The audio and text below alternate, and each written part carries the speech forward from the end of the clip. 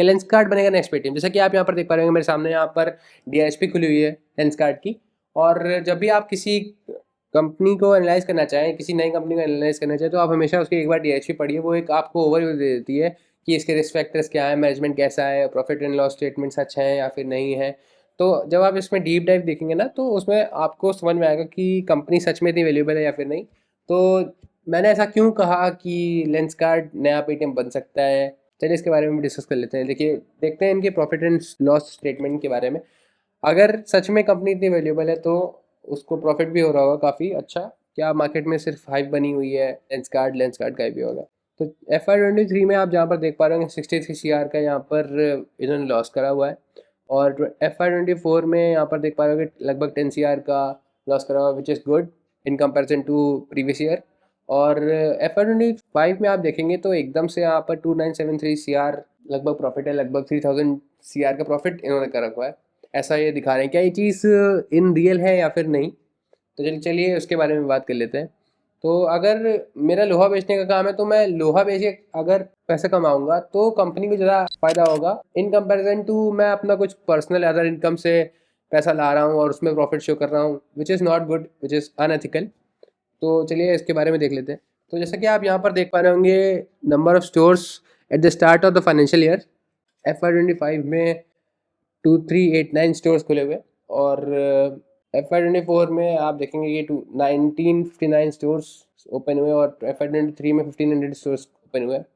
और जैसा कि विच इज़ गुड, ठीक है, अच्छी है, मतलब यहाँ per year on year growth देखने को मिल रही है जो कि नए स्टोर्स ये ओपन कर रहे हैं। चलिए देखते हैं यहाँ पर इनके स्टोर कितने क्लोज हुए इस साल, इस पर नज़र डालते हैं। तो 67 स्टोर्स यहाँ पर FY23 में क्लोज हुए। और जो आपके फाइनेंशियल ईयर FY24 में 59 स्टोर्स क्लोज हुए।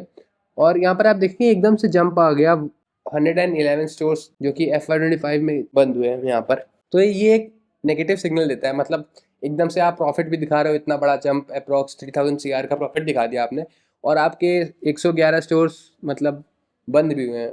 मतलब आप खुद सोचो, अगर आप अपनी दुकान बंद कर दोगे और प्रॉफिट कैसे पाओगे, कैसे। और इन्होंने जो नए स्टोर ओपन करे थे FY23 में वो 518 थे, और यहाँ पर FY24 में 489 स्टोर्स इन्होंने ओपन करे, और FY25 में 445 स्टोर्स ओपन करे यहाँ पर। तो इसमें भी आपको यहाँ per year on year decrease देखने को ही मिलेगा कि कम कम स्टोर्स ओपन करते जा रहे हैं और बंद कर रहे हैं ज़्यादा से ज़्यादा।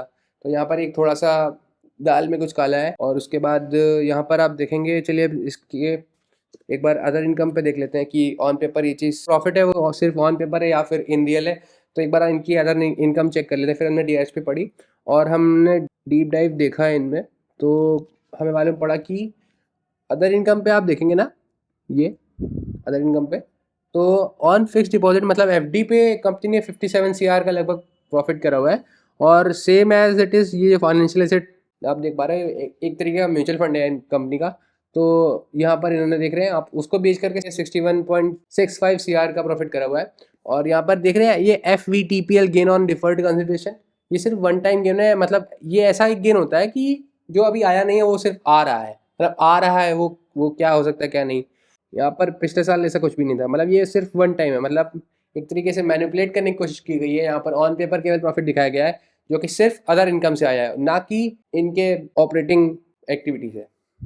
तो बस देख पा रहे होंगे, आप खुद ही समझ रहे होंगे कि आपको इस कंपनी में इन्वेस्ट करना है या फिर नहीं। There is no buy sell in tips. तो सोच के इन्वेस्ट करें, समझ के इन्वेस्ट करें। Thank you.